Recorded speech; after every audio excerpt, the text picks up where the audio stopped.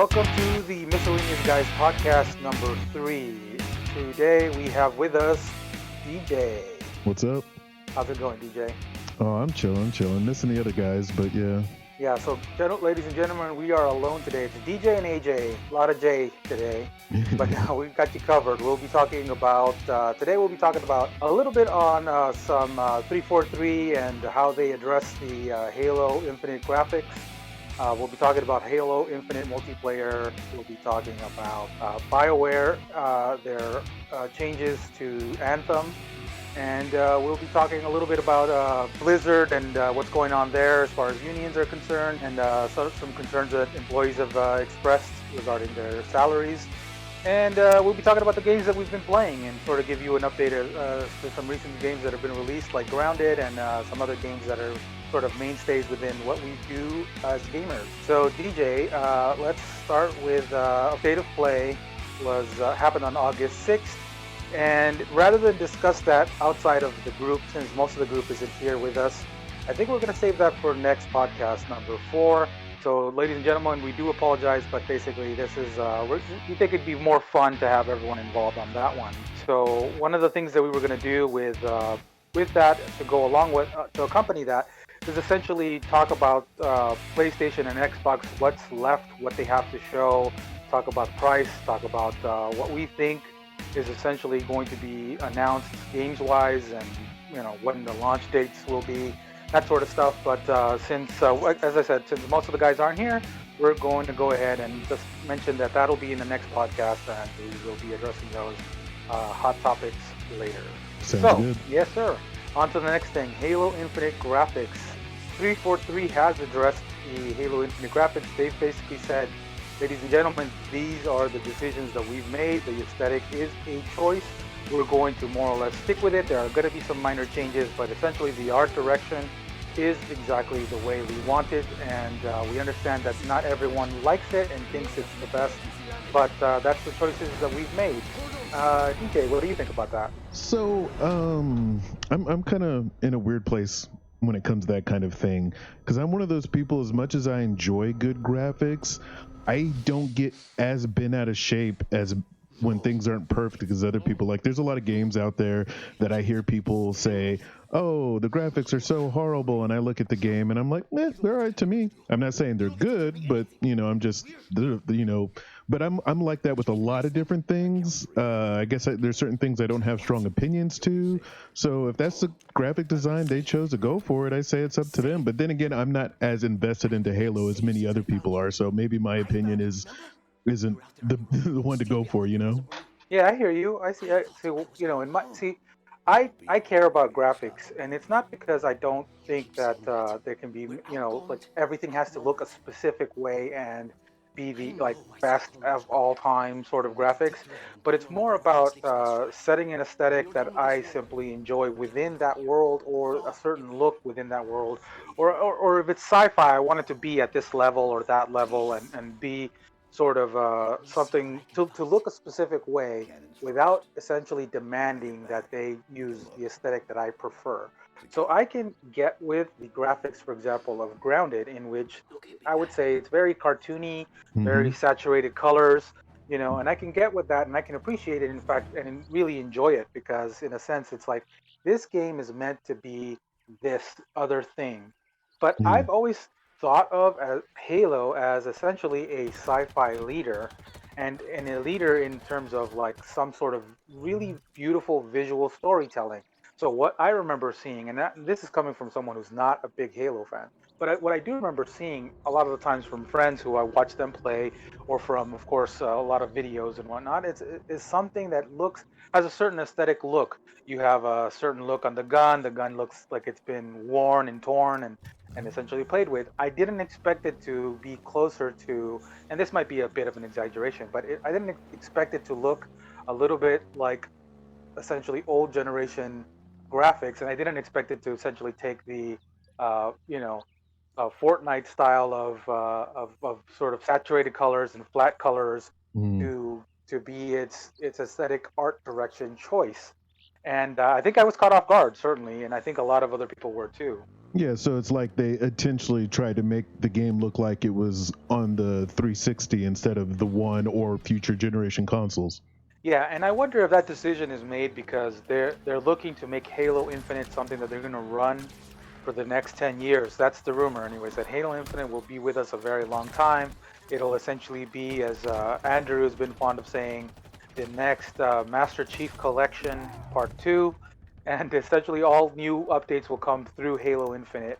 And if that's the case, I get why they're doing it, but I think that it would have been better to have prepared the audience for Yeah. that, to say, hey, we are going for a very particular look and a very particular style. We want to be able to update it more frequently. So rather than focusing on every nitty gritty piece of like the art direction, we want to be able to update it quickly and say, hey, here's the new level, here's the new stage, here's the new Map. story, and that, yeah, exactly, the new map, and that might make it so that they can do more regular updates, and that might be something that's really cool and beneficial to the game overall.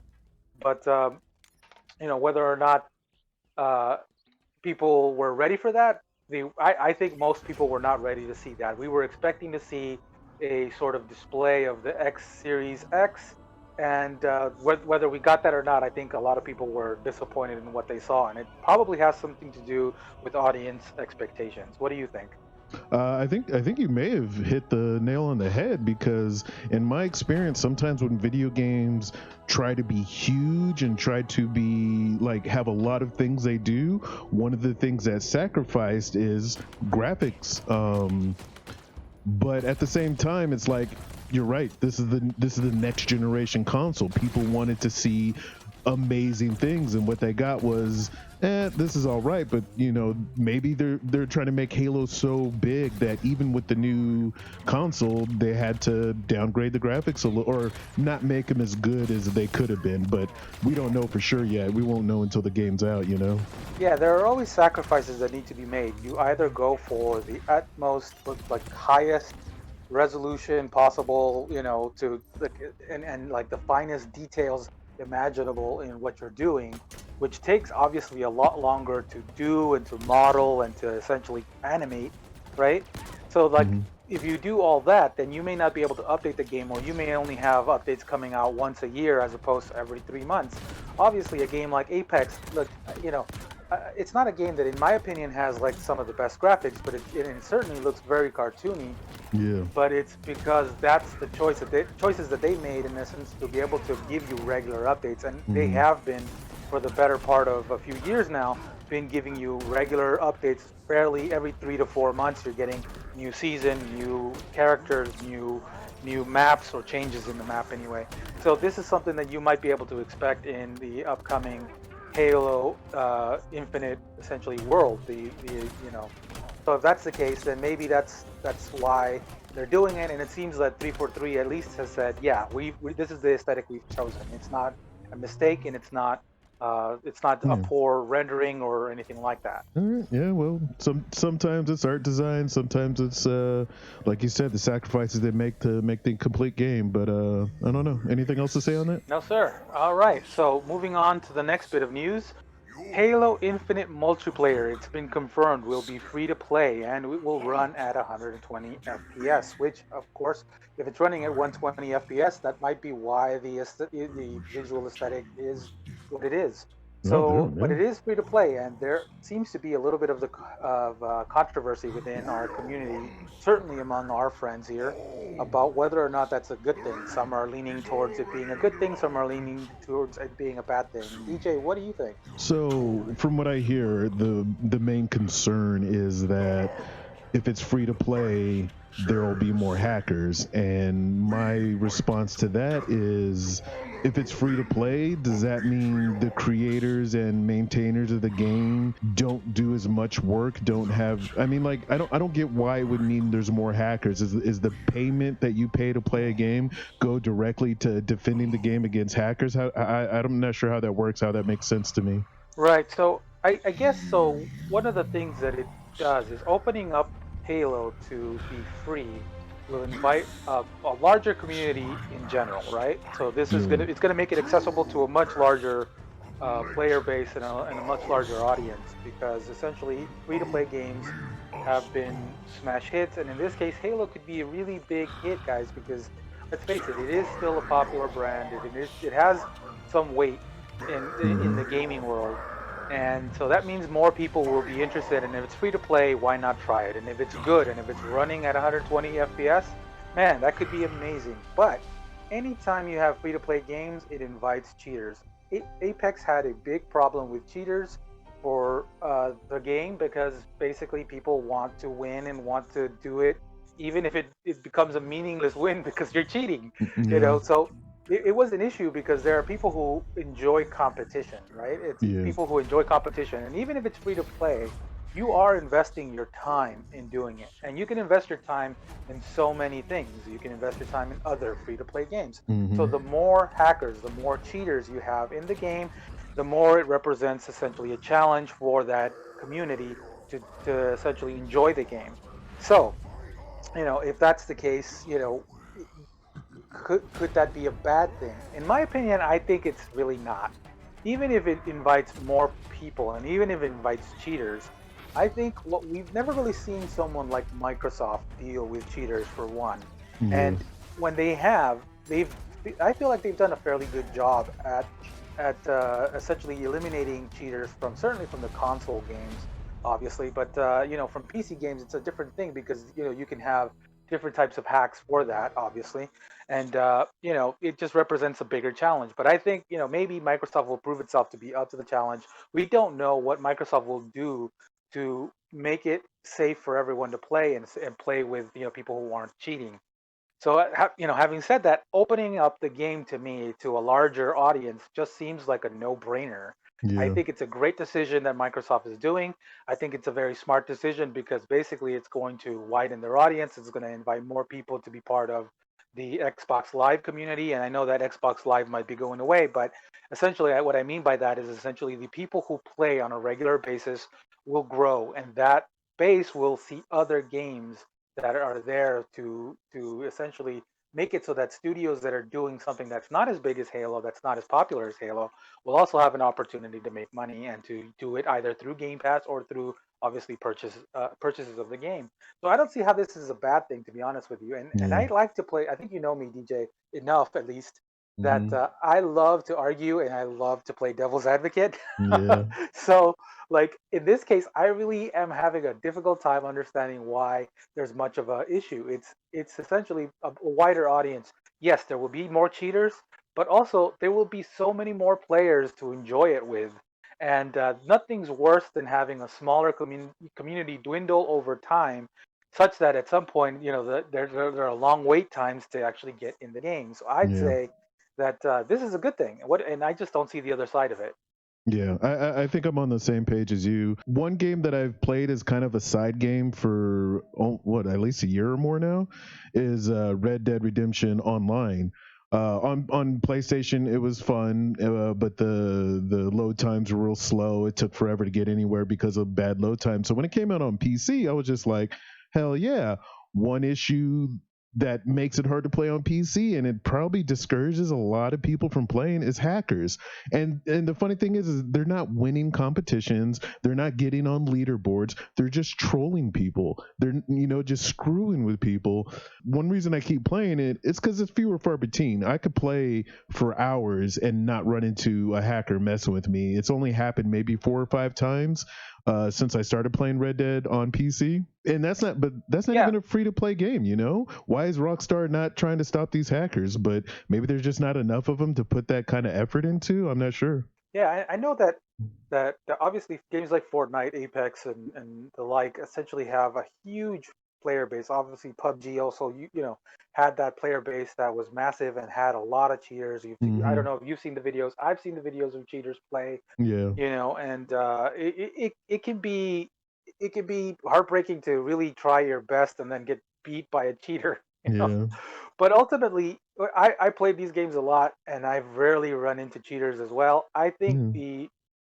the issue obviously exists, but it's a little exaggerated, and Yeah. I think that I think that there will be precautions taken by Microsoft that will make Mhm. it so that even if we do run into cheaters, it will be essentially what you're seeing with Red Dead Redemption and not what you saw with initially with PUBG, who was a smaller company that who just Mhm. got started and didn't really have the wherewithal to deal with cheaters, so they had something that was rampant. And the same thing with Apex, even though they're larger, it is a smaller studio that essentially does it. They Yeah. they they go, I guess, through EA, but at the end of the day, it's like a smaller studio that created the product and had to support that product and deal with those cheaters at some point. But in this case, we're dealing with the premier product of Microsoft and Xbox, and I Yeah. think they're going to do what they can to protect it.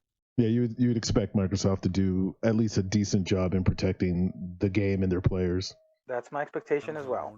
Cool. So, moving on, we're going to talk a little bit about BioWare, and Anthem, the game. There have been some announcements for changes that will be coming in the near future. I am not a Anthem player, but I know DJ was there at the start, so we'll let DJ take it from here. All right, so yeah, I haven't played in a while. When I heard about this news, I definitely looked into it and I started writing notes. And I got to admit, it starts as notes. It kind of turns into a little bit of a rant. So bear with me. We'll get through this. I'll be as fast as I can. Right on, let's do it. All right. So I would like to start by saying that I have grown to love random stat rolls as much as I love pay to win loot boxes. I say that because random stat rolls, in my opinion, it feels like an artificial way to keep people from to keep people playing the game. Like they get that weapon, they finally get it. Oh, it's got bad stats on it. That's ridiculous. That is something BioWare has says they're trying to improve, but in my opinion, it just shouldn't exist. The phrase "I wanted this game to be great, but it isn't" is seems to still being said now. It was said when the game first came out. It was said 6 months after, and now people are still saying it. So that says that these big changes are definitely needed. They talked about gameplay loops, which I'm not even specifically sure what a gameplay loop is, but it doesn't sound fun. There's going to be new areas, new zones, which is a good thing. New weapons, maybe swords. People are excited about that. I know I would be. Swords are it should be in every game. No, just kidding. Uh, all right, now to the meat of it. I don't disagree. Yeah. To the meat of okay, they're calling it Anthem 2.0. I'm not sure it deserves that 2.0. New weapons and better loot mechanics are great and desperately need improvements, but it's going to take more than that to get me back. They need to give me a reason why I'm grinding for loot, a reason why I'm flying to new areas. Anthem is missing that. When Cade 6 and Destiny died, people cared. When Thrall married Agra in World of Warcraft, people cared about it. To this day, I still have discussions with people about how we wish we could have joined Darth Malgus when he tried to start his own empire. This is not to say that Anthem is an empty world. If you were to jump in a javelin and fly across the map, you'll see some cool stuff. Ruins of what appears to be ancient societies, statues of heroic warriors, and giant machines that appear to be part of the planet itself. Someone laid the groundworks for something fantastic, but what we got was a game where you grind for gear so you can play the same content at a higher difficulty, so you can grind for gear so you can play the same content at even higher difficulty. As the game is now, if a main character died and you would have I'm sorry. As the game is now, if a main character died, you would have to Google their name to remember who they are and whether you should care. They have crafted a beautiful world. It's just missing the world building, a reason to exist and take part in that world. Loot chasing alone does not make a whole game to me. There's no current news on a release date for Anthem 2.0 or whether it'll be a DLC or something else. I know that the changes that they're looking into doing are tentatively scheduled for late this year. I mean, we're already halfway there, but a little more than halfway there, anyways. And Mhm. so maybe it looks like probably December for the holidays, possibly. What I read Let me said, talk a little bit about Anthem, and I have some questions for you. okay. So, like, what? So Anthem was a game that initially, when its trailer first came out, I thought it was one of the most amazing potential games out there. I thought that it would be what I always wanted Destiny to be, but wasn't. Hmm. And obviously, I think it fell far short of that. Oh yeah. idea, and I'm not the only one who thinks so. Um, but what would you say that what would you say is the perception of what Anthem was supposed to be and what it actually is? So that's kind of a tough question because to say what it was supposed to be, you'd almost have to ask someone who was involved in the creation, the original creation. Right. I know what I had hoped. I mean, you have BioWare, guys who made Knights of the Old Republic, Star Wars: The Old Republic, Mass Effect, what is it, Dragon Age games. These epic storytelling games, and it's like, oh shit, they're doing an online game. The only other online game that I know of is Star Wars: The Old Republic, but that's a MMO style. So I thought they were gonna do like MMO like kind of the way Destiny did, but use that amazing Hmm. storytelling that they've done in the past. To really make you feel like you're taking part in this world and your decisions have an effect on it. But that's not what we got. Like there's when you have conversations, you can pick what you say, but it doesn't matter. It doesn't change anything. Basically, they made Diablo. Diablo 3 Right. is a game where after you complete the story, you're given content to play, you grind for gear, you get that gear, and then you do the next difficulty setting, and then you do the same content over, rinse and repeat until you finally get to the hardest content level, and you just do it until you have the best gear. That's it. And that's like that's I don't know, that's not a good game to me. Yeah, I think that's one of the crutches that a lot of game designers use in order to sort of extend the amount of time that people play it. And then at the end of the day, of course, it's also about sort of selling, you know, selling the loot crates, Yeah. all the different things that you could buy, the skins and whatnot. The longer they play, the more likely they are to buy because they've invested that much time. At some point, they may invest actual money, and Hmm. that's sort of the name of the game. Obviously we don't do people don't do this thing for free, Yeah. and it may be something that they love to do, but at the ultimately you got people got to get paid, Yeah. and so how do you do that without essentially breaking the bank? You rely on different crutches to get people to play your game, and in order to do that, you may be tempted to essentially extend the amount of time that they're playing it by Yeah. doing exactly what you described. Hmm. So, I think Anthem felt quickly. People figured it out that Anthem fell into that sort of category, and I think that's why it was ultimately one of the biggest disappointments in recent memory. I can't. Yeah, for I me, mean, in my mind, go ahead. I was gonna say for me, definitely, I had such high expectations for that game. It looks so amazing with BioWare behind it, and I got, like I said, a different version of Diablo 3. You know? Yeah, I thought I thought it was going to be the. So we used to play a lot of Destiny together, and we Hmm. would do it most of the miscellaneous guys were part of it, and I thought that that's what we were going to get is a game that we get a better Destiny, and unfortunately it wasn't. And then obviously that's a tall order. Destiny has its flaws, of which that I've often sort of Yes. ranted about Destiny's Yeah. flaws, but ultimately it was still a better game than Anthem was and ever probably was going to be. And I honestly thought that's what I thought we were going to get. I thought we were going to get Anthem with I'm sorry, Destiny with better storytelling. Not that Destiny has, in my opinion, Destiny doesn't have great storytelling. I think some people are invested in the story, but Hmm. I'm not one of them. I was more invested into the gameplay and the worlds.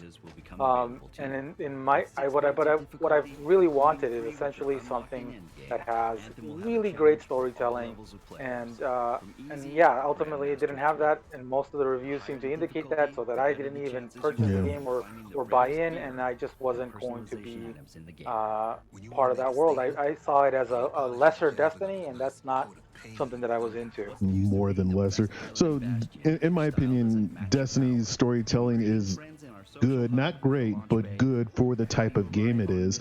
You see other types of games, some of them do it better. None of them do it quite as good as a single player game where you can just focus on that story and how it's being told. But Destiny storytelling is something that's improved over years, and maybe it'll continue to get better, you know. But I don't want to change the subject. You're right. Anthem fell short of, I guess, everybody's expectations, and I'm glad they're still working on it. I hope they fix it. but I really need to feel that I need to feel like I'm part of this world that I'm taking place in. In Destiny, at least I kind of feel like my warlock's the hero of the story, kind of a little bit.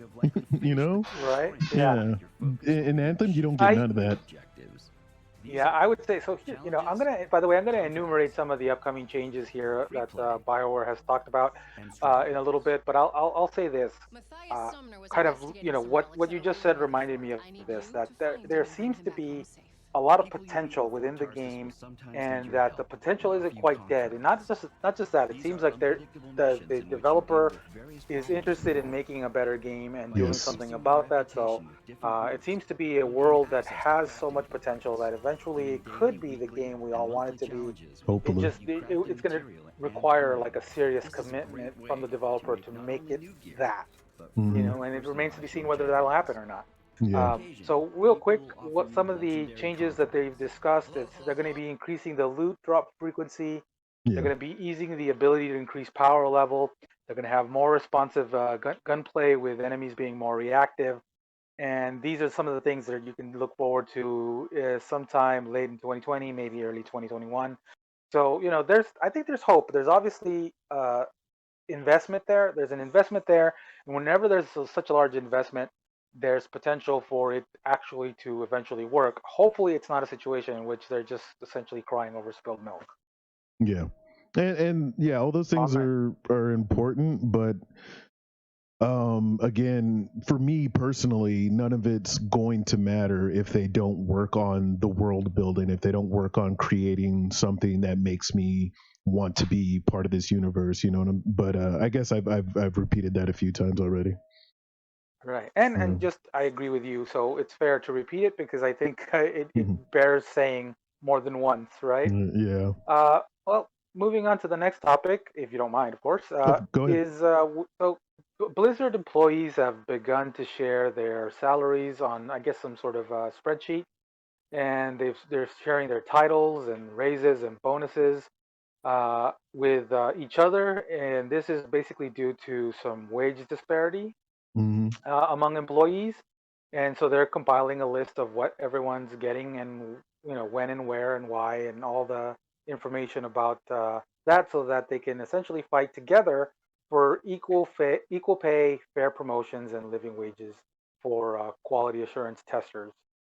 So that's been in the news, and I think I do have a lot to say. I support employees looking to get what's fair, Hmm. um, but I think I'm going to reserve my thoughts for a future podcast.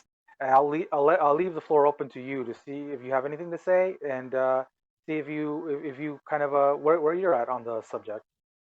So I don't know specifically about Blizzard. I have heard this happening because I think a similar subject came up right before Rockstar released Red Dead Redemption 2.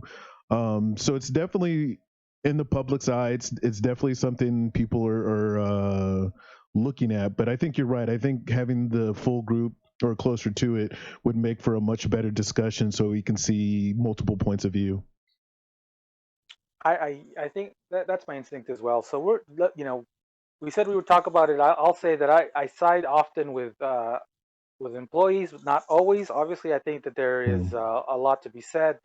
I am I I'm a strange bloke in that I back very liberal policies overall, but there are certain things that I want to protect, and a lot Yeah. that is essentially capitalism, which is I Hmm. think employers have the right to pursue maximum profits, and that right is essential to every individual and to corporations as well. So in some cases, I understand that people are looking for things to be fair. I've never believed that the world has been fair to Yeah. me or anyone, and that it doesn't have to be.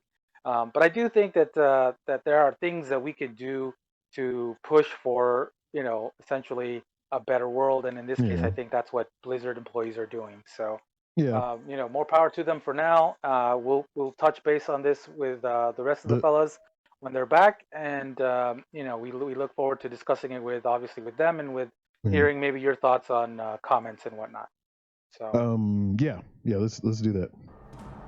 Cool, cool, So, cool. Now we're going to start with the section. Usually we do the section of what we've been playing right at the beginning. We decided to put it at the end here. Let us know in the comments if you think it's better for us to touch on that in the beginning or at the end. We've had sort of discussions on this Oh, issue among come ourselves on. to see where it belongs. I think it could be sort of pick and choose. With sometimes in the front, sometimes at the end. But we'll see. In the meantime, DJ, what have you been playing? I'm gonna go straight and talk about. So I know I'm the only person in the group that has a VR setup, and so I'll probably won't have a lot to say or a lot more to say. I'll keep it quick, is basically what I'm saying. And I'm not trying to sell Okay. VR in anybody, but if anyone's thinking about it, these are the games that I think that you might want to look at Jeez, I'm gonna break this controller. I'm squeezing for it so darn VR hard. fun, And I'll start off with Beat Saber. You know how Tetris? It's a simple, challenging, and fun game. Well, I feel the same way about Beat Saber, except that instead of stacking blocks, you're chopping blocks to the rhythm of a song with copyright safe lightsabers. Uh, yeah, and that's one of the things that makes it really fun. But one of the things that kills it for me is the lack of sharing custom songs. The game comes with its own setup where you can upload your own song to the game and then create your own pattern for the block so you can cut them up. When the game was in early access, people were able to share through Steam all these custom songs, increasing your song library to almost infinite. Not all of them were great, but they were there. Now Right. you either have to pay for the few amount of songs that the Beat Saber creators have available, or get modding software to get all these custom songs that people are still making. And getting some software off the internet that you don't know is right is always kind of scary. And then paying for songs that you might already own. And then that's the other thing. Beat Saber, they're sticking they have a little bit of rock, mostly like generic hip hop, generic house music, some K-pop, some J-pop. And I want to hear like hip hop and rock from the 90s and the 80s. That's what I want to be playing Beat Saber to. Yeah, Yeah. definitely. So that's Is, one. is this is the game that you gave us a sample of, right? Where you had like all the green screens and Yeah, and then the uh, blocks are heading at me and I'm chopping them. yeah, that looked so much fun. It is fun. Uh, I just want a bigger selection of music. Is basically what I'm saying. Old music, new music. I want it all. yeah, it's funny how some of these games are essentially reliant on the second part of the entertainment, which often doesn't belong to the video game creator. So things like Unfortunately, obviously Guitar Hero in the past and um, whatever the other ones are. To be honest with you, I was never into that genre, but um, a lot of it was about the music, and it being hmm about the music, it means that like either they need to gain the rights or get the permission or do something to help the fans out who are obviously investing in time into building these different levels or stages yeah, or Tetris versions of of the game.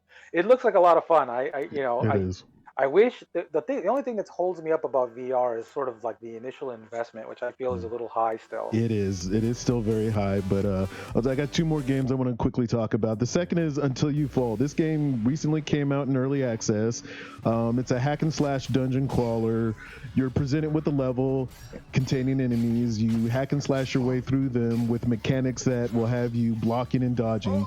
No loot, but you do acquire points that can be spent to unlock and upgrade weapons. It's in, yeah, I just said it was in early access. Now I'm repeating myself. So that's just a fun game because in VR you're holding the swords, and I think that's what makes these two games so fun. Instead of like pushing buttons on a controller or a keyboard, you're making the movements yourself. And like with Until You Fall, you're blocking, you're dodging, you're moving and attacking, and both games can get you on your feet, give you a little bit of cardio. So you're having fun, you're doing physical activity. It is fun, but it can be uncomfortable. The headset I have is kind of heavy and it gets worn. So not only am I like working physically, but I got this really hot thing on my face. So that's a drawback. But both those games are very entertaining, and they're good starter, in my opinion, starter games to look at for VR if someone's thinking about taking the plunge, that expensive plunge. Finally, Half-Life Alyx. This came out earlier this year. I've said it before. This is the first game to truly scare me. That alone makes me not want to play it. I really don't like being scared. I don't really get into the horror genre too much. But it has an atmosphere that scares me. The storytelling, voice acting, the visuals, and the immersion the sound gives you are all amazing, and that's why I'm willing to continue playing this game, even though it does kind of freak me out a little bit at times. And the game mechanics are fun too. You have these gravity gloves. You kind of point them at something, and it locks onto it, and you can just pull it towards you. And it's Half-Life, so gravity, sci-fi technology exists in that world. And then the gun, you start off with a pistol, and it feels really good. Just shoot it. I can aim down sights. I can hit a target. You get upgrades for the gun. You reload by pushing a button. It drops a clip out. You put another clip in, or magazine. I'm sorry, and then pull the slide back. It's really cool and really fun. So Half-Life Alyxa's probably got to be one of the best VR games that are currently out. But I've read they're trying to make VR MMOs. They're trying to make VR. They have VR like gun shooting games, kind of like Battlefield or whatever, but in VR. So VR is definitely making strides in the right direction. And not there yet, especially for how expensive it is to even step in. But yeah, I'm loving it. That's great, dude. I do remember you talked about Half-Life previously, and you did say exactly that. It's like it's the first game that actually frightened you. And you've never been frightened in those types of games. And now I'm a huge horror movie fan. I'm also a huge horror game fan. The one thing though is that like when I was a kid, it's funny. When I was a kid, I could play any horror game, and it wouldn't scare me because essentially death was not something that I understood. Now as an adult, these games scare me so much more than they ever did as a kid. It's like I'm like, no, it's me, and I'm gonna die. Don't chase me. Don't kill Yeah, me. It's funny how that works. I think it's so cool that you're getting that experience now for the first time as an yeah, adult, where it's like, hey, I get to be frightened of something and really imagine it, and the VR yeah. made it real for you in a way that previously like games hadn't. So I think No, that's amazing. I think that's one of the things that VR obviously does is that it changes the game. It yeah. changes everything about it. Like you said, you feel more physically involved, and so Hmm. because you feel more physically involved, any kind of audio, any kind of visual thing, it's gonna be so much more like effective in doing what it can do and what wants to do. Yeah. As you said, it may not be there, or at the very least, for now, it's really really expensive to be there, but Hmm. you know it's something to look forward to still. I think a lot of people have given up on VR, but I think with what you said, people would definitely be interested. And I Yeah. haven't seen much of Until You Fall, but I know that I like what I have seen. I do like. Yeah. I haven't experienced the actual VR play, obviously, like what it's Yeah. like to move the swords itself, which is something that I would like to experience more. But it's like it looks really great in that where you have like the person essentially standing there and like gripping and holding the sword to actually defend and block and having the Hmm. other sword to like swing and strike. Like it looks like it's a lot of fun, and it looks like a much better designed game than I've seen with the initial games that were coming out on VR. It Yes. looks really nice. It reminds me a little bit, like I keep using this comparison, but it has a in Apex sort of look to me, very saturated Yeah. colors, very cartoony in a sense, It makes me think but of Warcraft or World of Warcraft when I first had that type of cartoony artsy style. That's what I thought of when I first started playing it. nice, yeah. So yeah, the really cool stuff to look forward to. So what else have you been playing? That's about it, except for Grounded. But I wasn't sure if you wanted to start off on that one. You know what? I will actually. So Grounded came out in I guess with Game Pass and early release for what was it now? 2 weeks ago, Yeah, I think roughly. so. Yeah, Yeah. yeah. And I haven't played enough hours to consider myself an expert on what the game has or the potential of the game, but I know that what I've played so far is has been a lot of fun. I don't normally go for this sort of look or style, and a lot of times it can be disappointing. My initial play, the very first time I played it, I thought it was a little clunky and the movement was a little rough, but the longer you play it, the more you get used to it, and then the more I think you actually start to enjoy the way it moves and the way it works. one thing that I discovered was that you can actually there's a third sort of a third person perspective available for you that to me made it so much more enjoyable because seeing myself in the world it felt more like I was there, even more so than being in first person, which may be weird to say, but I really enjoyed it because I got to see my character, I got to see him struggle, I got to see him jump, and I got to see him do the things that I wanted him to do. Mm. So it made it for me more enjoyable, and the game is what would you say? Like the purpose of the game is essentially to I guess build a home fort and essentially level up your scale building by discovering this world. You're a miniature character that you don't know how you got small, but you're in the backyard. The grass is like grass blades are far taller than you are, and they're fun to Hmm. jump on, by the way. Yeah. And ants are essentially your size or bigger, Mm. and there are just these really annoying and awful and scary looking spiders in the world that makes it like really something that you can. I think as a kid, I always wanted to play in my backyard and essentially like be Mm. small and travel through that backyard and sort of discover what it was like. It's sort of like being in a forest without leaving your backyard. So Exactly. the game has a lot of that going for it, and of course, there have been comparisons to like Honey, I Shrunk the Kids, Hmm. except this is you actually being in that world and making choices. I there's a little bit of a story there, I believe, and that the story sort of like discover the mystery. What they've given us so far is a little limited and a little light. Very early, I would say, to really say exactly what potential it has. I wish that they had given us a little bit more of that. But what are your thoughts on the game, DJ? So a lot of the same. I really enjoy playing the game. It's a lot of fun. It's to describe it for anybody who knows nothing about it.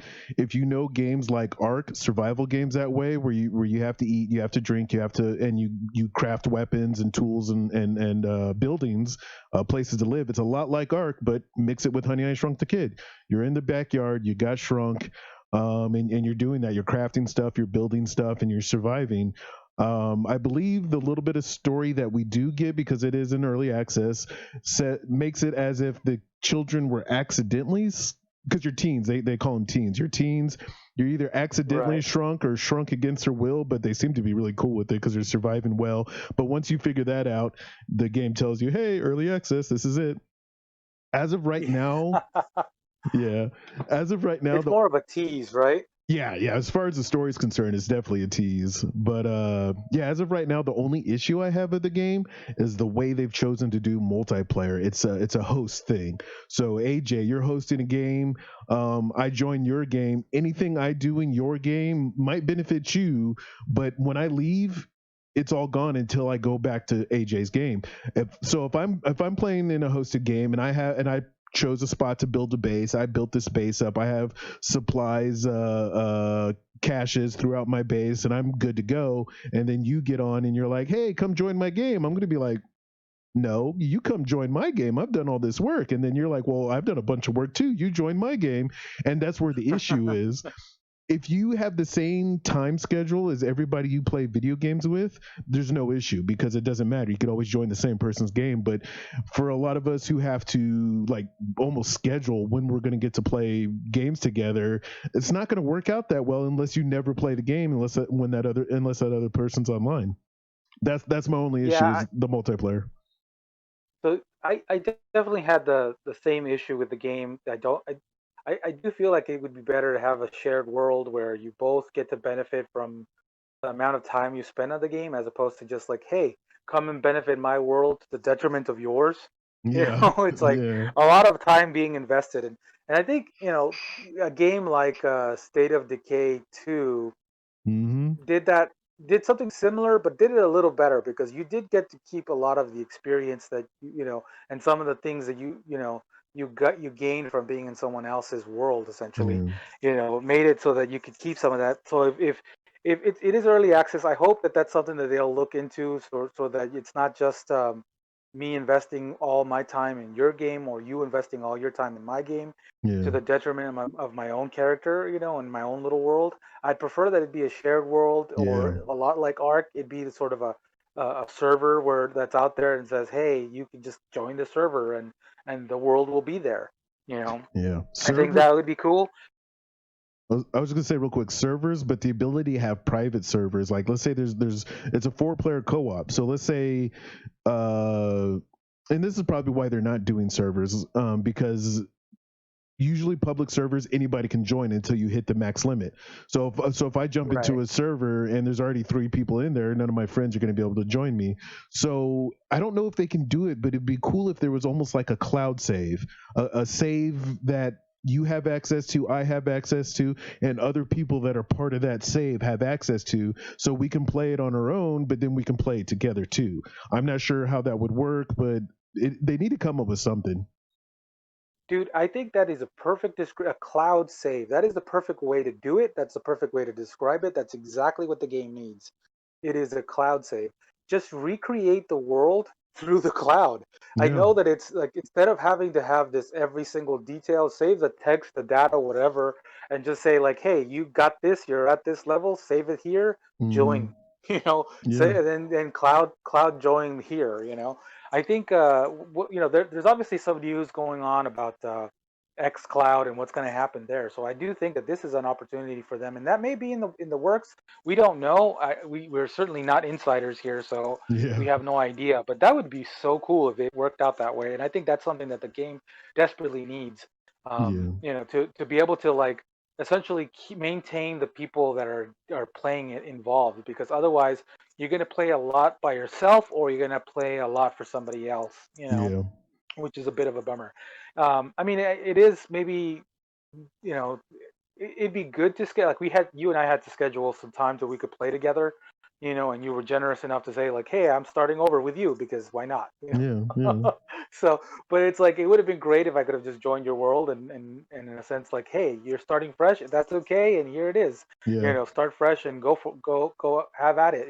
Hmm. While at the same time continuing to build off something that you've done. But Yeah. maybe they want to prevent that so that people don't just jump into the game and say, hey, you're at level 50 and here I am at like level 1 and I'm Mm. joining level 50 world.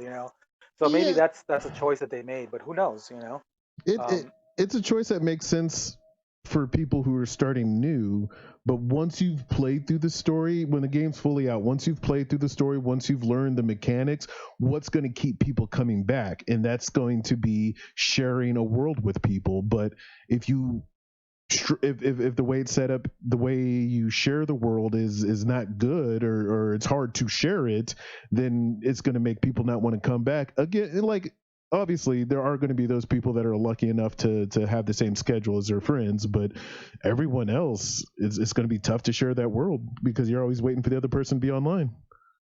yep, I agree.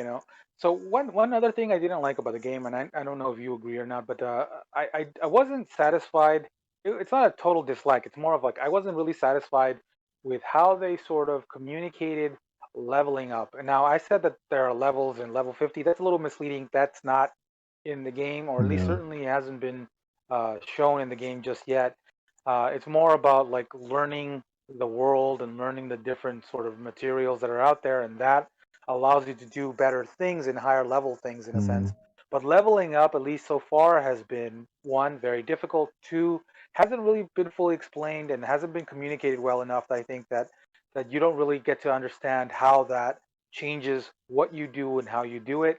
I mm, think that's going to need some work for it to really hit home with people who are going to be quote unquote serious players, you know, yeah. because so far the amount of investment, it seems that it's going to be a little high for essentially not really knowing how to get there and where to go. But that maybe because it's just early access. I don't know. Yeah. So I'd say that was one other sort of like maybe not sore thumb, not a bad thing exactly, but certainly something that I wish they had communicated a little better, and perhaps giving it a little more forethought before they released it in early access. But it remains to be Mm, seen how they're going to change it in the near future. I really look forward to more from this game. I yeah, me really too. enjoy playing it. I think it's a very good looking game. It has obviously an aesthetic. They've made you know choices, and I just really like the choices because it feels like they're consistent with the choices throughout, and that it's beneficial for the game. Outside of maybe a little bit of the janky sort of movement and strike features, I think that for right now there's an in line with like how you sort of level up. You have a certain Mm. amount of you get fatigued after a certain amount of running or striking, and Hmm. so far there doesn't seem to be much of a way to level up your like Yeah, how quickly you run out of gas or what have you, or how much health you have, other than maybe through like it's some of the stuff that you craft. yeah But that I'd like to see some other way to sort of improve that. yeah.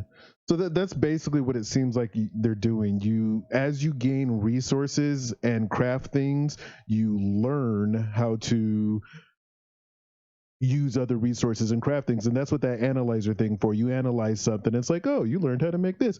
So, and I was looking, all the armors had stats on them, or stat buffs on them. Like the ant armor I was wearing, it made it so I can carry more sticks or blades of grass. There's armor that increases your health. There's armor that makes you, I think, run faster maybe, or something. And then the different tools and weapons. So instead of you leveling up your character like you would in Ark or Conan Exiles, you just get buffs from the armor, and you get better efficiency from the tools and weapons. That's the way they decided to go with it. I don't love it, but because it means I have to craft every armor and have it sitting in a box somewhere, and go and oh, I'm gonna go carry things. Let me go get my ant armor, or I'm gonna go chop some or fight some bugs. Let me go. I'm constantly having to manage. I either need a huge inventory on my character, or some way of managing all this stuff I have to craft, so I have something ready for everything. But then again, maybe it's meant for 4 people, so you have different people doing different things. I don't know, but yeah, I see what you're saying about that. Yeah. Yeah, I respect the choice. I don't love it. I respect it. Uh, but I do kind of wish maybe that there was a like meet me halfway, give me a little bit. I want to be able to run a little further, explore a little further, maybe Hmm. be chased by the spiders a little bit further, Yeah. and or have the opportunity to like jump away from the spiders a little bit better, like a higher jump, and maybe the spiders have to work harder to chase me as opposed to what's happening now. Where they just kill Yeah, you I right I off the think bat. those are things that would make the game a little more fun, and maybe that's selfish because in a sense I want it to be what I want it to be and not what it is, right? So, but like I said, I respect it. I just don't love it, and I wish that I really want to love this game because it Yeah. looks like it could be. It looks. I really do love the look of it, and I love the world and the idea and the premise behind it, and I want to love it more. And anything that they can do to do that would be fantastic. Yeah. One thing I would love to see, and they might actually do this, but like a lot of people want to be able to tame bugs, like you tame dinos in Ark, and I feel like that would be too similar to Ark for them to do that. But one thing I would like to see is you just have more ways to manipulate the world. Like let's say there's a spider, and I obviously can't kill it by myself, but let's say I could throw down some bait, some nectar that attracts ants. Ants start coming, and then I've gotten some sort of scent gland from an ant and rubbed it all over an arrow. I shoot that scent gland at the ant, and all the ants, or not at the ant, at the spider, and then all the ants smell it, and then just start heading over to the spider. They might not be able to kill the spider, but they're definitely going to distract them long enough for me to get by, or get what I'm trying to do, or they might actually kill the spider. And maybe like I want to get from point A to point B, and I use some other kind of lure, and a bee might or might not come down, and I can, like, I don't know, lasso the bee and hold on, and he takes me across the world, but eventually I have to get off him, otherwise he's gonna take me to the hive and all the bees are gonna kill me. Manipulating the world would be a lot of fun, manipulating the insects, but taming them, again, it's too much like Ark if they do that. I agree 100%. By the way, and I really suspect, maybe like you do, that that's what they're gonna do because it seems like they've included certain things, like certain ant behaviors, and I hope this is not a spoiler, but certain ant behaviors is like they come up to you, they sort of look at you, and it's almost like they're waiting for something, I like they're thought the waiting same for thing. you to do something, to communicate with them, and maybe not tame them, but just sort of to like get them to do the thing that you want them to do by sort of maybe by just like, hey, I dropped food here. eat that food, and then maybe that means that something else happens. Whether it's leaving a scent trail or whatever. That would be cool. And as you put it, yeah, I would love to be able to like have an arrow that smells like ant and or like angry ant, and then say, hey, go get that thing. Get it out of the way, fight that other thing, and manipulate the world that way.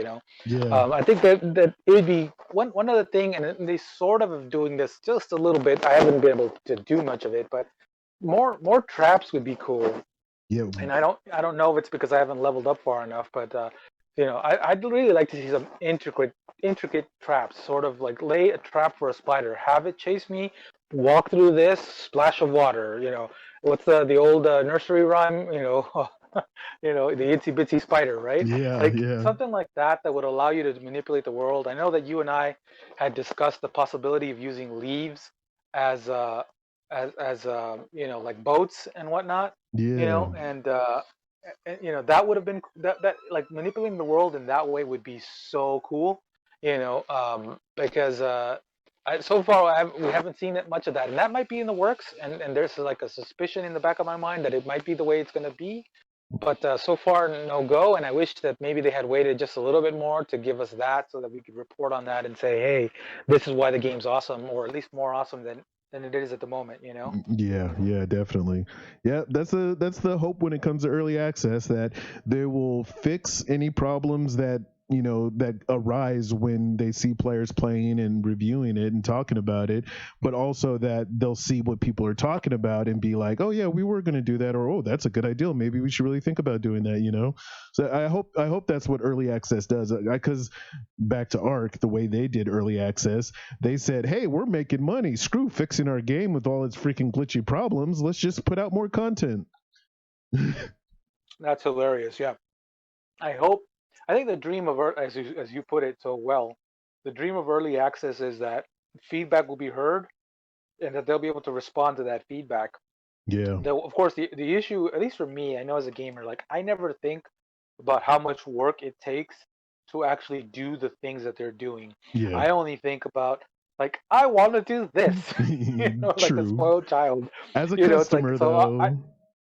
it's like I'm saying, like, hey, wouldn't it be great if you could do that? Oh yeah, abracadabra, it's done, right? Yeah. And that's hardly ever the way it works. But you hope that you see like signs of this or signs of that, and Hmm. that I really do think that we're gonna get to manipulate the ants. I can't see some of the other bugs you saw were like what, stink bugs, right? And There I was, have a yeah. feeling that the stink bugs will play a major role. I know that we can sort of grab the stink bugs and or not grab the stink bugs, but I mean we can use sort of like what was it, the scented arrows to a certain extent that Yeah. ultimately was a bit of disappointment. Because I couldn't figure out how You they were know, supposed to work. Maybe they're not fully fleshed out, but it doesn't tell you. Oh, it's called a lure arrow. But like you shoot it, and it says it lures insects. But I shoot it, and I don't see anything going to it. So I don't know if you have to shoot it close to an insect, and it'll like draw the insect away from you or something. But I haven't had enough. I right? haven't taken the time to really play with it enough to know. Yeah, so there are signs that these ideas obviously came to mind for the developer and something that they want to do maybe, but they haven't done it yet, and hopefully they will, because that's something that I think I can get excited about, and hopefully more people can get excited about as well. Uh, I I don't know. I really think that this game has a lot of potential. I want it to be better than it is, and I think that it is. It's pretty. I mean, it's pretty fun, but it just can be so much more fun. Yeah. And if they can get there, that would be great. I know we've said that a few times already, but it bears repeating. Yeah. All right. Well, that's all I got to say So, about what else Gambit. have you been playing? Yeah, except for like I mentioned before, I occasionally dip my nose into Red Dead Redemption Online, which is fun. But it's one of those games that if you don't have a posse, you don't have a group, it's really limited what you can do. There is a lot you can do solo in that game, which I one of the things I love about it. But there's so much more that if it's not just better to do it with a group, it's necessary to do it with a group. But other than that, yeah, Right. last few weeks there hasn't been much but those. Yeah, I think. I mean, gamers are creatures of habit. I think we Hmm. play the games we enjoy, right? Hmm. And so for me, I've continued playing a lot of Apex, and I've really restarted in earnest playing Gears 4, Gears of War 4, I should say. And Man, I just I, that game continues to be one of the best games I think that is like overlooked yeah, for last genre. It just it had a great story, it had a great multiplayer, it had great horde mode, and each of those modes are fun. I wish more people were still playing. That is to say, more people that are part of my group, so that we could do more horde because yes, horde. It's a commitment. It's like a 2 hour. It can be a 2 hour commitment, man. yeah, But it is so fun and so worth it. And it's like it can get so difficult. The levels can get insane, right? yeah, And it's like one of the best things. And Gears 5 has a great horde mode, and it's just another one of those things that it sort of feels like it's a if you can get a good group of guys that sort of commit to doing it on a regular basis, yeah, you can really start to like take advantage of all the different things that that game offers, and like some of the really like interesting gameplay, like mechanics that have been put into the game. I remember that we were playing with Andrew once, and he was just doing the robot, and this is in Gears 5, of course, mm, and he's just shocking everything, sort of delaying them so that we can sort of just run up and and either nasher them or kill them or do whatever or give them damage to the extent that like they just we drop them. Like that was so much fun, and I just kept saying like, oh, like Andrew, I love you. It's just like it was awesome because he was just out there doing that. Like that was his role, and if everyone could take on a particular role, like yeah, horde mode in both Gears 4 and Gears 5 is so much fun, man. In Gears 4, it's like that's one of those things that I invested a lot of time in horde mode, but I don't do as much now because it feels like if I'm not playing with a group of guys that are going to be committed to kind of mm, getting all the way there, then you can invest a lot of time and just sort of yeah, like less than halfway there, literally maybe 40% of the way there, the people start to drop because that's sort of what they said. Okay, you guys can play 20 levels and then with it not get penalized for dropping out. And it's like, yeah, oh man, it's 50 levels. I want to go all the way. yeah. Um, so So right now I'm doing just a lot of Gears multiplayer. I'll admit, when I see you playing Gears, I'm like, oh man, I should jump on and try to join them. But I got things I'm doing too. Like I don't know if you know, but like those games I mentioned in the VR, I've been trying to do recordings and put them on my YouTube, and I've been trying to get into some other things. uh, Editing is something I kind of enjoy doing, but it's kind of tedious. So I let's say I record some Half-Life Alexa, I have to make that decision. Is this boring? Should I cut it out, or is this showing how the game is? Should I leave it in? And it can take a lot of time just to edit a video. But when I'm done doing it and I look at it and I'm like, yeah, I think I did a pretty good job. There's a little bit of rewarding in it. So that's a lot of times I see you playing Gears and I'm like, I want to join them, but I've already started this project. I need to finish it. And like, even after we're done here, I'm going to work on this until I'm glad we're doing it early because I have the rest of the day to do it. So yeah, but I do want to Nice, play yeah, some for Gears sure. with you guys. I think one of the challenges of editing, and especially someone who starts to really enjoy it, at least initially, because I know that I don't know if you know, but I did a lot of YouTube videos back in the past on my channel, and hundreds of videos, and it's sort of like the number of choices you have, sort of, and as you kind of want to do a little bit of everything. Yeah. So and then you start to become a little bit of a perfectionist, and you're like, Hmm. if this isn't good enough, and that needs to be this, and this I can cut that way. Like you know, like I loved editing, and I've worked a lot with like my friends and on editing and doing things for their projects and whatnot, and just sort of helping them with their editing projects. And like I love the process. I love the choices. I love like looking at all the different camera angles and deciding which is the best angle, which is the best footage, which one, how long that footage should be for versus how long it, when to cut. Essentially, when to cut is one of the Yes. best questions in editing, right? Like Hmm. when's the right cut? Like how long do we go?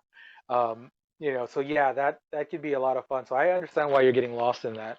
Um, and but just so like, the best advice I can give you is that sometimes it's just about putting it out, man. Yeah. Because if you don't like, it's better to like get her done and have it be less than stellar than to take too long and then have it sort of no longer feel like it has purpose.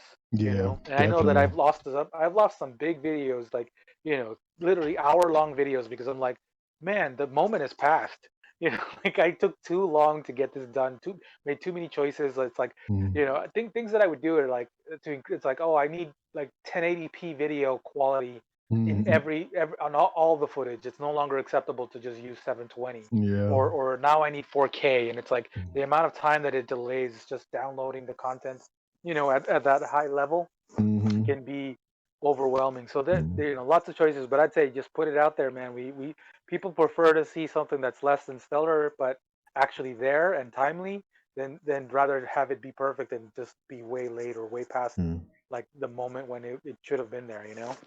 Um, but yeah, man, good luck with that. And I you know, I know what it's like. I really enjoy the process, and I'm glad you like it. Cool. Yeah, thank you.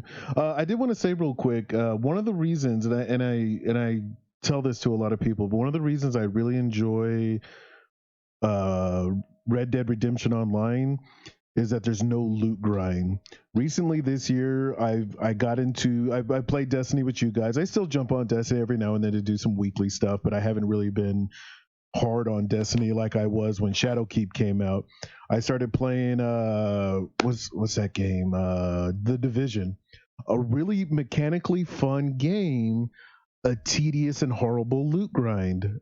They have really, Yeah. really bad random stats. You get that weapon, and it's like, oh, I finally got the weapon I want, but every single stat on it is wrong. That is just Then and there's some other loot based games I've played over the years, and I'm really getting tired of the loot grind.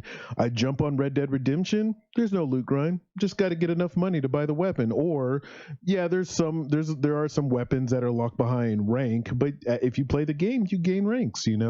There's not this. Oh, I need to get. I don't need to bust out my graphing calculator and be like, okay, the crit chance on this weapon isn't good enough. No, I just need to try to shoot things in the head. Yeah, yeah. So I can appreciate the fact that Red Dead doesn't do that. I know that there are many times where you get the weapon on Destiny and you're just like, no, yeah, like this is so like not worth what I had to do to get it. exactly. Or when it's just getting the weapon, it's like it's a fine weapon, but it's just like like the stats could be just a little bit better because they're not the best or what have you. Yeah, they're Like not the that was god always a roll. bummer. I know that whenever you bought them, like we were in Destiny, what was that? Is it Xur? Yeah, It's Zer. like they would always come with really bad stats, The and it's like, exotics, oh, that yeah. stinks. I know that they ultimately fixed that out here. I didn't keep up with Destiny too long I, after I decided like I need better things to do with my life, yeah. you know. Yeah, they But definitely yeah, that oh, go ahead. I was gonna say that bad roll can be crushing. Yeah, it's one of the reasons that I'm not sure if I'm gonna continue playing Destiny after this season when the new one comes out. Because I don't get me wrong, I there's a part of me that loves Destiny and loves the world. I'm just really starting to hate the random loot and the loot grind, and I don't know if a bunch of the guys are playing, I'll probably play, but there's a chance I might not play this next expansion just because I want to kind of get away from loot based games. Yeah, I hear that, man. I walked away, and even every once in a while I get tempted, especially with like the last trailer. I was like, that game looks great, but like Hmm. ultimately, it's like I can't go back to that, Yeah. you know. And Yeah. see, at some point you gotta. I think everyone like, and I think this is true. Like everyone who's played it has walked away at some point and then come back. Yeah. So how long it takes you to come back, like that's hard to say. But like at some point, I don't think I'm gonna come back until Destiny 3, and even then, it might be only because something that I've started to demand from my sci-fi, and it's something that I've always complained about in Destiny. It's like I want the stories to be in there. I know that there's a way you can do Mm. it, and I think again, this is why Anthem was a disappointment, right? Yeah. I wanted it to have story, and it just didn't have the story that I wanted, Yeah. and it's like I want the story to be in there. I don't want it to be something that's sort of offhandedly said. I don't want some robot voice telling me when I'd rather see it. I Yeah. want it to happen in game. I want it to be a part of the game, and have a little bit more of that to really give me more of a reason to enjoy the game. And I'd rather it be about that, Yeah. discovering the mystery, discovering the worlds, discovering like the reasons things are the way they are, rather than essentially being about like what gun I can get and what armor I can get, which can be fun, but after a while it just feels too repetitive and it's Mm. too up to the roll gods, the dice gods, essentially. Like, Yeah. it's like it's too much for an older gamer. I think the older you get, the less you want to do that. Yes, So, exactly. Yeah, yeah, ah, I definitely want my time to be used in something that I'm experiencing that I'm in. It's one of the reasons I love the MMO Star Wars The Old Republic, because as you play your character, each class has its own story. So it really gives you the feeling that you're a member of this world. You're not just a cog in the wheel. You're taking part. You're making, granted, of course, nothing you do really changes the overall storytelling of the game, but it really makes you feel like you're a part of the, you're an individual in the game and not just another guardian or another warrior or whatever you want to call it. You're an individual. Your name matters. yeah, this is something that might be a little bit unfair to compare because the storytelling on Apex is slightly non-existent, I would say. Yeah. But they've started to do something with storytelling a little bit in the game, and it's a lot of reading, which I don't really enjoy at this point in time. I'd rather it be acted out and sort of shown. But they're starting to do some of that, and I have to say, like even something that little can be great, depending on like what your expectations are, of course. But like in Apex, they started to do a little bit of storytelling, and it's kind of fun, and they're doing something different with like how they tell the story, who gets to play the story, and how you access the story, which is kind of great. You get these like little boxes that are like essentially like blue crates, but they have no like role to them or anything, and then you get that, and then you get to play this game at the end of the week, and they tell you a little bit of the story, and you go into a different mode that you would never otherwise play on Apex, and that's really cool. And I think that that's like something that's neat, and that's something that they're doing is like that some of the choices that they're making is that these stories are starting to have long-term results within the maps on inside of Apex, and I think that this has happened to some extent in Fortnite. I'm not a Hmm. Fortnite player at all. Yeah. Never played it, you know. So like I wouldn't be able to speak for that. But speaking for Apex, it's like some of the stuff that's happening looks like it's going to be affecting some of the future maps and sort of battles and fun of the game, which is really cool. And that's something that I would love to see more of in Yeah. a game like Destiny, and certainly in a game like Anthem, where something that happens within the story that the choices that you make affect the world, Yeah. and the more they do that, it really sort of grabs my attention, and I wish that more games did that and were Hmm. able to sort of implement it in such a way that it had long-term effects. Yeah. You Yeah. know, And that's really cool to hear a battle royale game like Apex is squeezing some story in, because a lot of battle royale games don't bother with that. They're just like, here's your character, go shoot some things, and it's really cool to hear them doing that. yeah, rush to get the thing, kill, kill, kill. Hmm. Yeah, that's pretty much the basis of every game. But yeah, Apex is starting to do something, and it's I think it's like it's not great. It's not a game changer certainly, but it's something different and something I appreciate, and I'm glad that it's there. Cool, So cool. anyway, so those are the games we've been playing.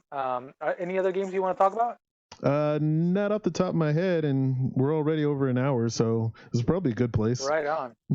Cool, cool, cool. Yeah, I'll say that for next week, I'm looking to play the first Hellblade here for next week and talk about that. I'm making a Cool. commitment to Very playing cool. different games, at least one different game every week, and of course, unless I get really invested in it.